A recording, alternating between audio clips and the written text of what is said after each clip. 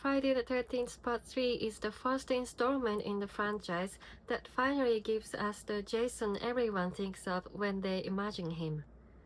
The hulking killer in a hockey mask.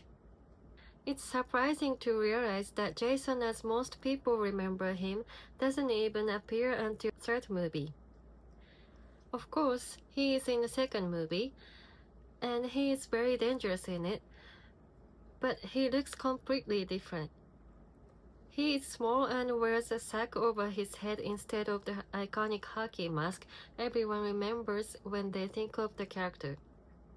Part 3 gives us a fun, colorful cast of characters. I like the way the film starts out with a funny husband and a wife who doesn't seem to get along well at all. They run a small convenience store next to their home, and the woman is nagging at the husband, angry at him as he lounges around his store eating junk food.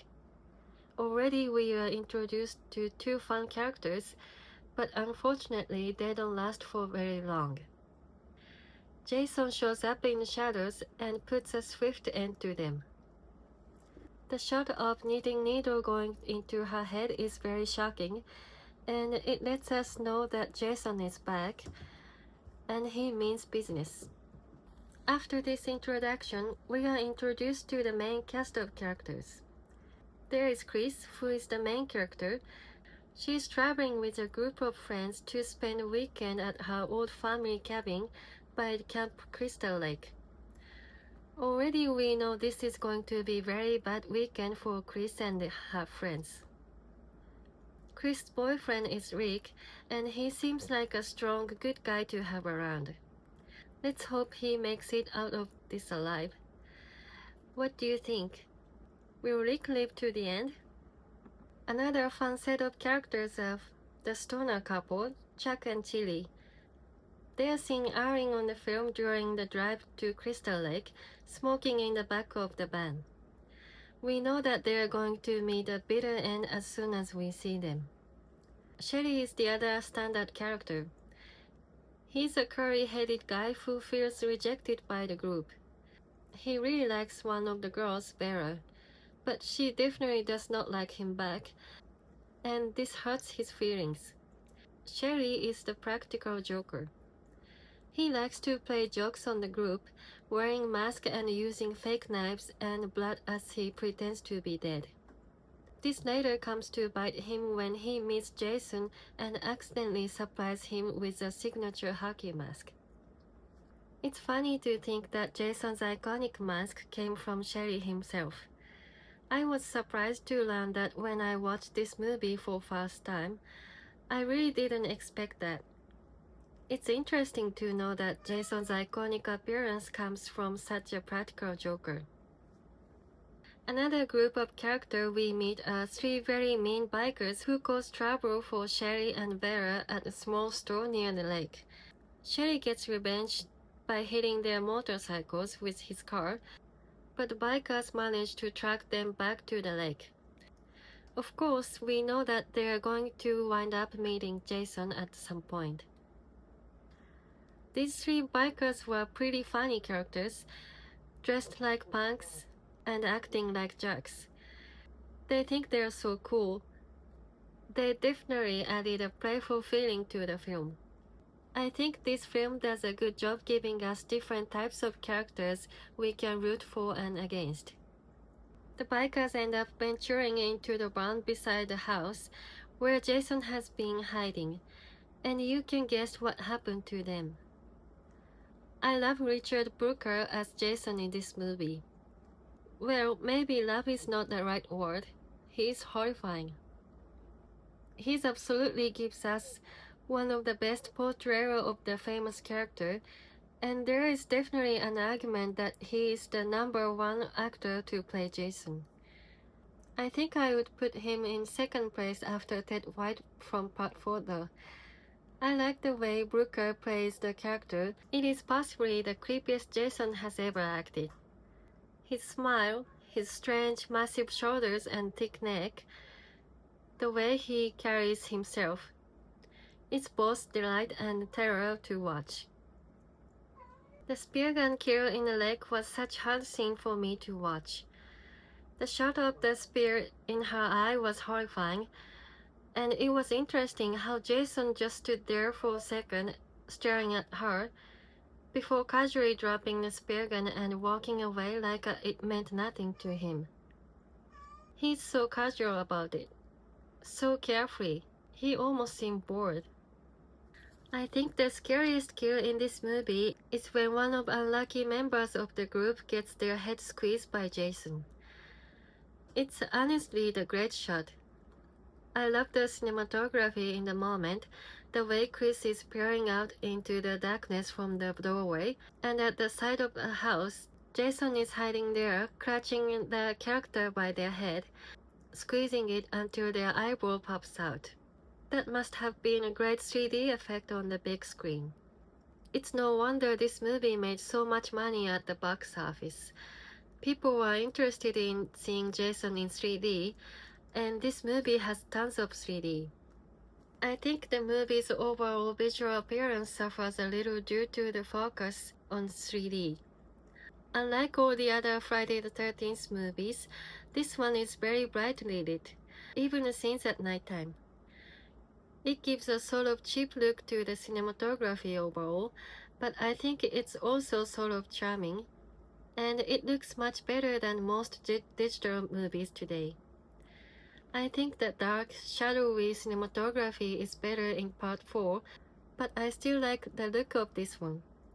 And I like the location a lot, even though it looks like a set. The location definitely feels smaller than in the other movies, especially the lake. They filmed it at the movie ranch in Southern California, and I read that the barn is still there. I would like to visit it one day. It was also featured in some other movies, and I bet it would be cool to see it in person.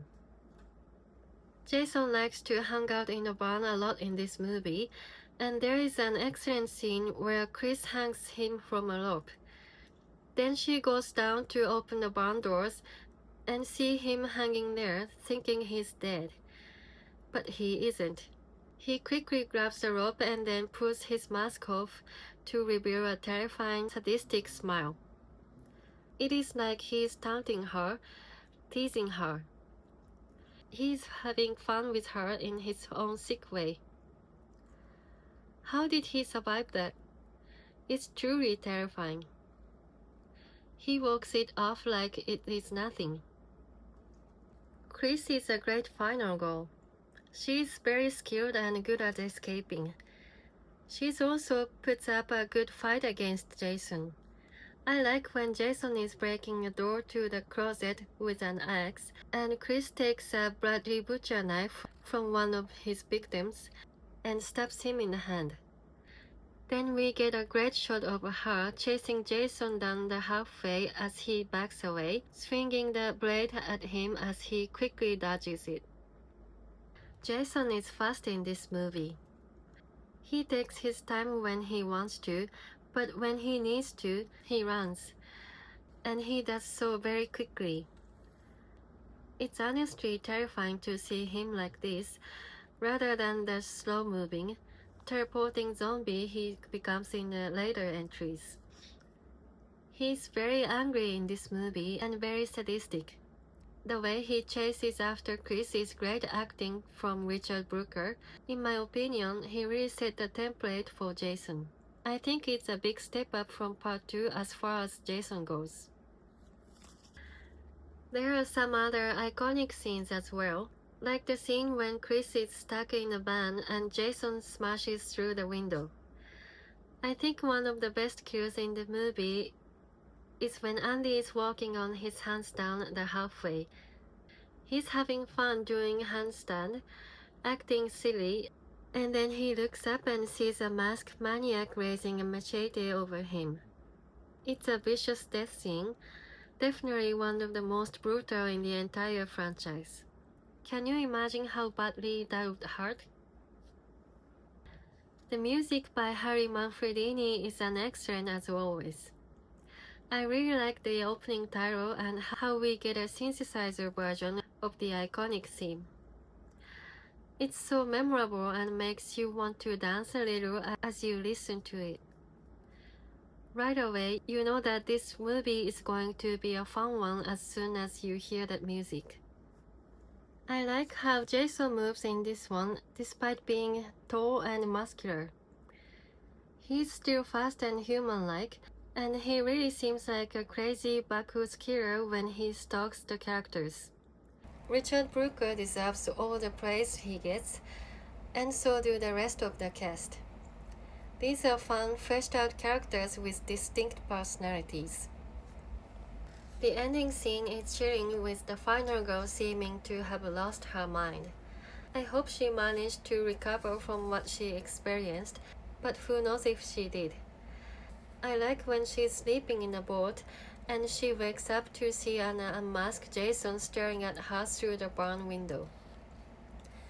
He smiles at her, hissing like an animal, and that freaky smile will be etched in my brain forever. He looks like such a psychopath. They did a great job with the makeup design of Jason's face in this one.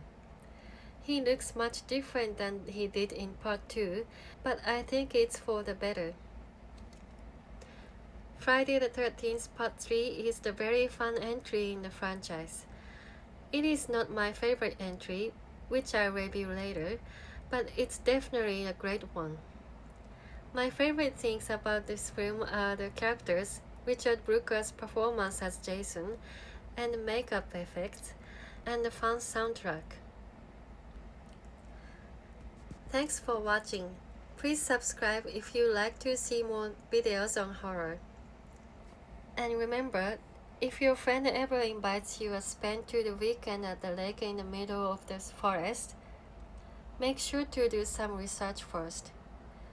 It might be a place with a dark, dangerous past.